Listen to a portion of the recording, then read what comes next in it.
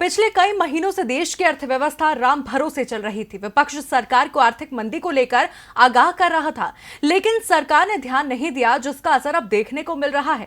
तालाबंदी की मियाद 3 मई तक बढ़ने के बाद अब अर्थव्यवस्था के पूरी तरह से बैठने के आसार बन गए हैं। कई रेटिंग एजेंसियां जीडीपी ग्रोथ का अनुमान घटा चुकी हैं और अब फिच सॉल्यूशंस ने भी 2020-21 में जीडीपी ग्रोथ 2% से कम रहने की संभावना जताई है।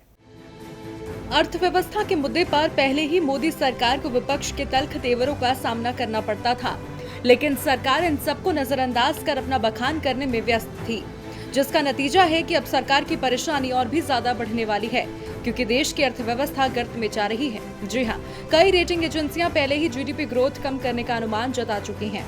अब रेटिंग एजेंसी फिच सॉल्यूशंस ने भी 2020-21 में देश की जीडीपी ग्रोथ का नया अनुमान जारी किया है। फिच ने जीडीपी ग्रोथ का अनुमान 4.6% से घटाकर 1.8% कर दिया है। फिच का कहना है, बड़े पैमाने पर आय घटने से निजी खपत घटने की आशंका है। तेल की कीमतों में कमी और मौजूदा हालात की वजह से हम अलग-अलग देशों के जीडीपी ग्रोथ अनुमान में लगातार कमी कर रहे हैं। इसमें आगे भी कमी का अनुमान है। फिच सॉल्यूशंस की माने तो अनिश्चितताओं के कारण इंडस्ट्री खर्चों में कमी कर रही है, जिससे निवेश घटने की संभावना है। इसके अलावा सरकार की ओर से राहत पैकेज में तेजी नहीं दिखाने के चलते अर्थव्यवस्था को लेकर चिंताएं बढ़ेंगी।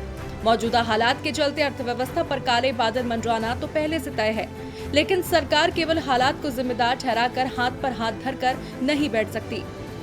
ऐसे में सरकार की जिम्मेदारी बनती है कि विषम परिस्थितियों में ठोस रणनीति बनाकर हालात का सामना किया जाए, लेकिन अर्थव्यवस्था को रफ्तार देने के लिए फिलहाल सरकार के पास कोई ठोस प्लान नजर नहीं आ रहा। देखना होगा कि सरकार अर्थव्यवस्था को पटरी पर लाने के लिए क्या कदम उठाती है। डीबी लाइव की रिपोर्ट।